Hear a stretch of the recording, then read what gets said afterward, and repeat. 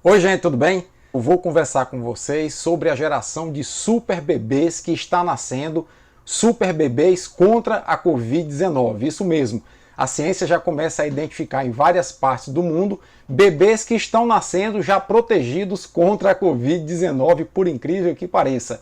Eu sou o Paulo Henrique, biólogo e dentista, mestre e doutor em microbiologia e imunologia e professor universitário. E convido a você que está passando aqui pelo canal para se inscrever no nosso canal. Pois é, pessoal, algo que já era esperado pela ciência, porque há muito que já se sabe que as mães grávidas são capazes de transferir imunidade para os seus bebês durante a gravidez e logo após o nascimento, quando o bebê dá aquela primeira mamada, aquele leite que nem aspecto de leite tem, que é chamado colostro e é altamente rico em anticorpos. Nós já sabíamos que as mães conseguem transferir uma classe de imunoglobulina, que são anticorpos, através da placenta durante a gravidez. São as IgG maternas que as mães conseguem transferir para o bebê contra diversas doenças e que conferem ao bebê, logo após o nascimento, um relativo grau de imunidade contra uma série de doenças que a mãe contrai durante a gravidez. Já tinha sido identificado lá na Bulgária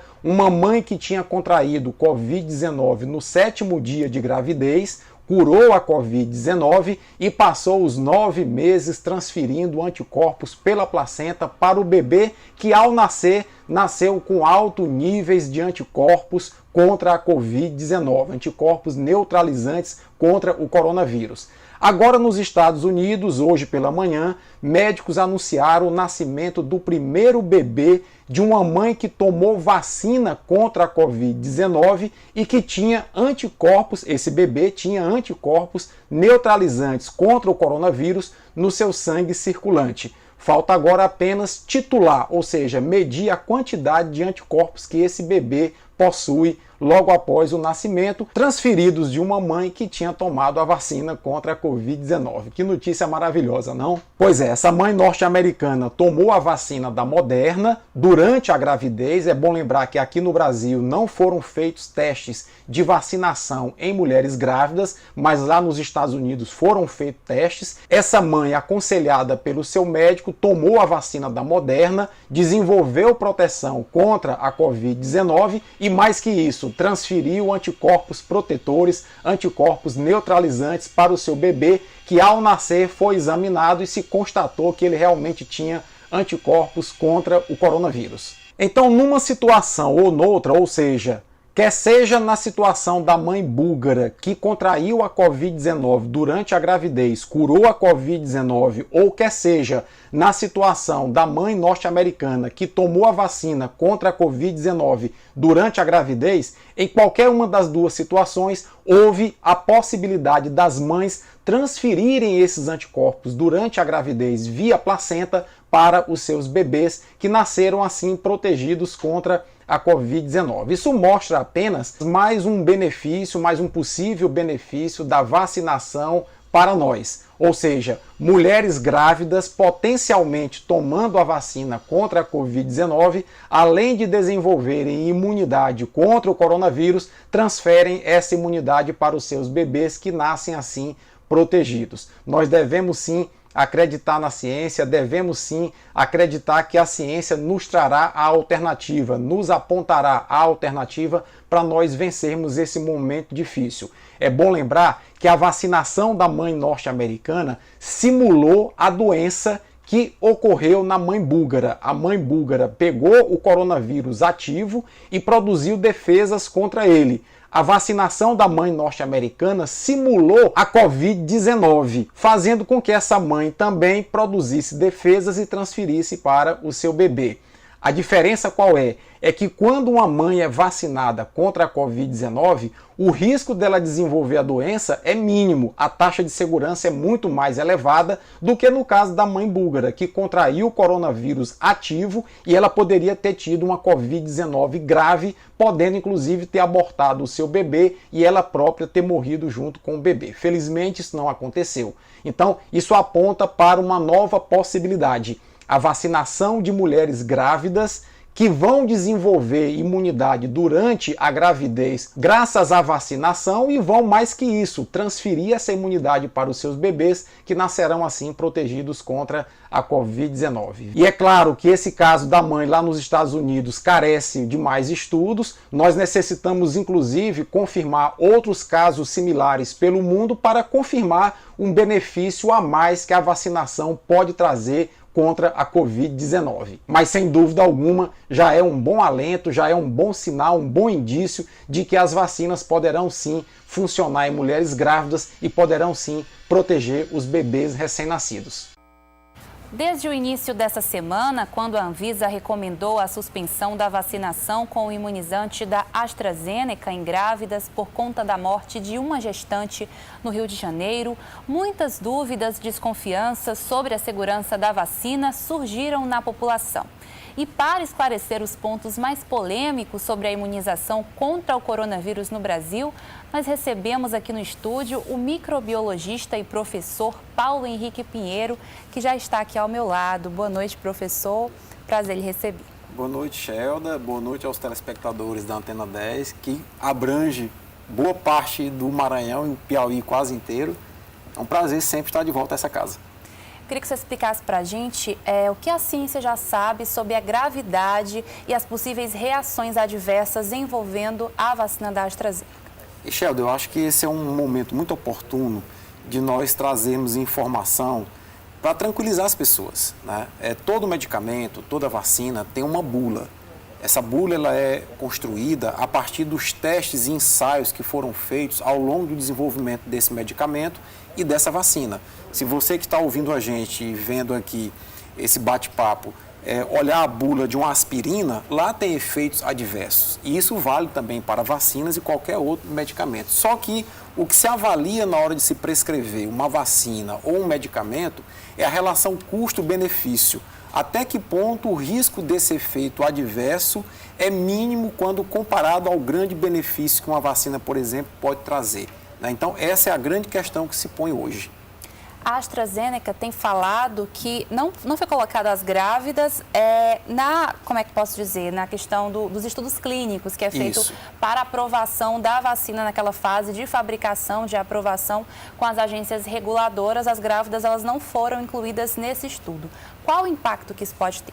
Então, nós estamos vivendo um cenário de pandemia, um cenário caótico no mundo inteiro, talvez seja a maior crise de saúde da história recente da humanidade, e a pressa, a celeridade da situação exigiu que fosse apressado procedimentos de desenvolvimento de vacina. Para você ter uma ideia, a vacina que detém o recorde, ou detinha o recorde de padronização, foi a da cachumba, que foi desenvolvida ao longo de 4 anos. Nós estamos falando de vacinas que foram desenvolvidas ao longo de 6 meses. Mas mesmo os estudos de todas as vacinas que já foram desenvolvidas e que já estão no portfólio de vários países para ser aplicado junto à população, apresentam efeitos mínimos. Para você ter uma ideia, Shelda, a gravidez por si só, ela tem risco, porque provoca alterações anatômicas, fisiológicas, imunológicas na grávida.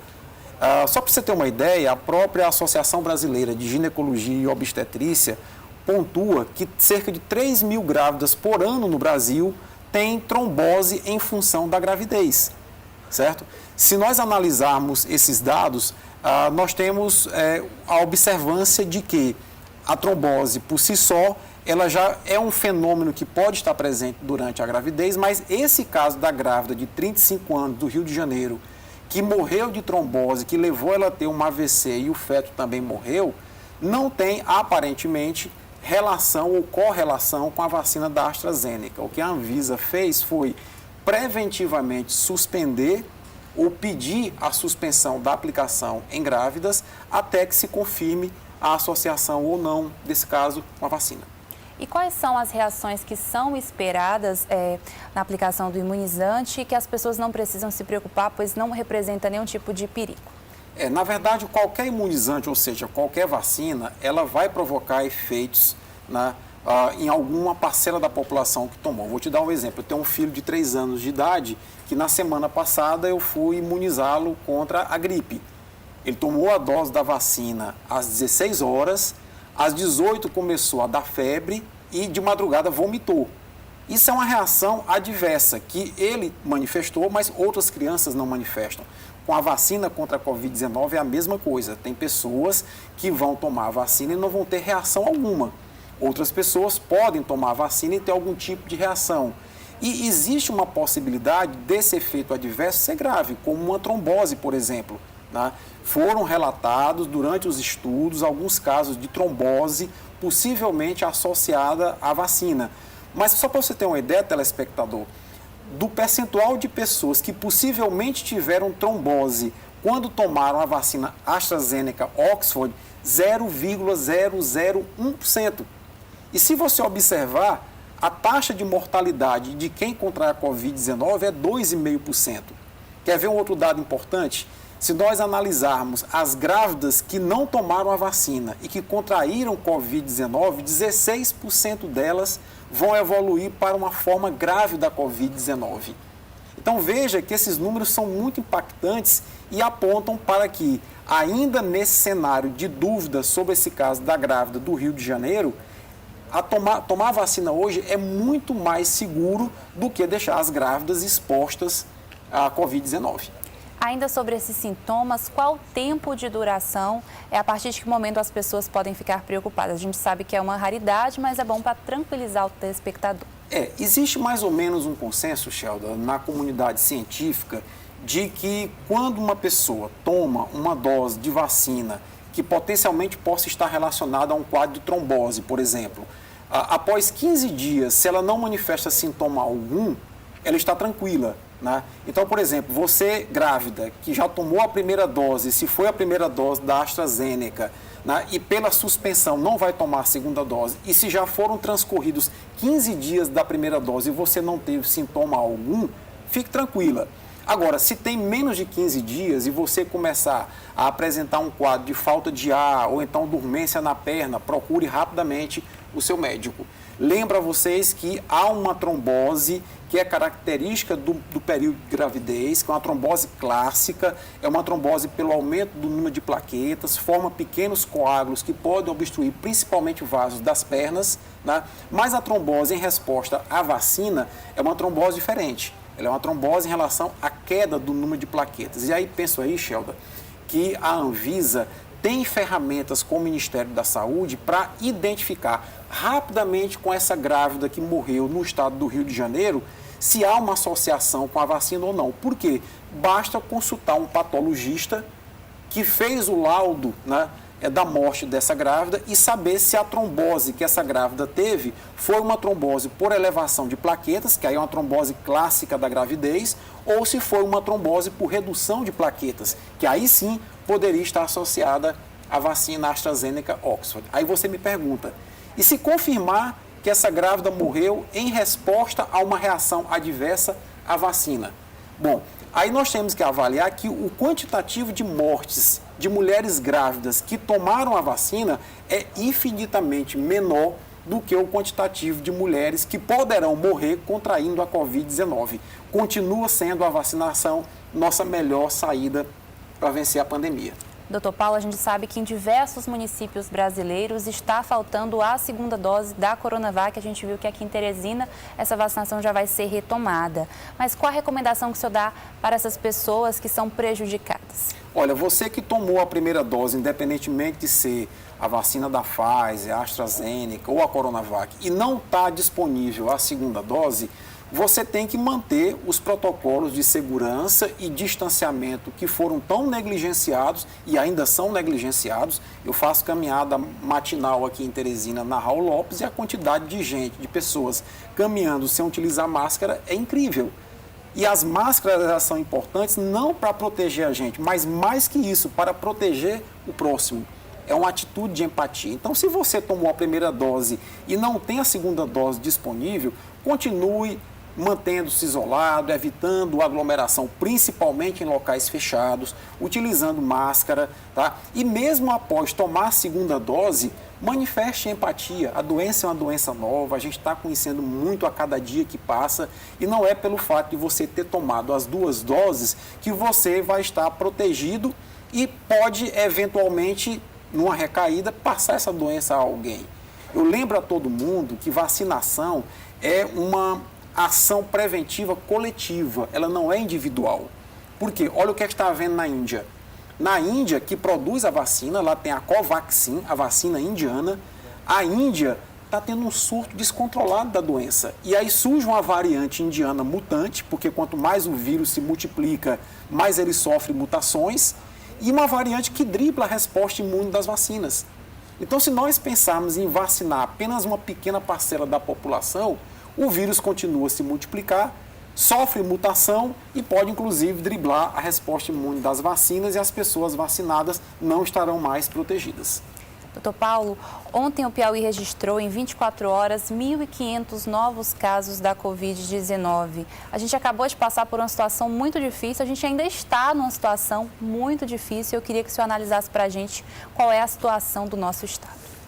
Eu tenho acompanhado já desde o início da pandemia e, aliás, eu fiz um alerta no dia 26 de janeiro de 2020 que era necessário que o Ministério da Saúde, à época comandado pelo ministro Mandetta, monitorasse portos, aeroportos, fronteiras, para mapear quem chegava ao Brasil vindo de áreas onde a Covid estava descontrolada. O Piauí hoje tem algo em torno aí de 5.300 óbitos pela Covid-19 e eu venho desde janeiro do ano passado monitorando o Instituto de Métricas e Avaliação em Saúde, que é vinculado à Universidade de Washington.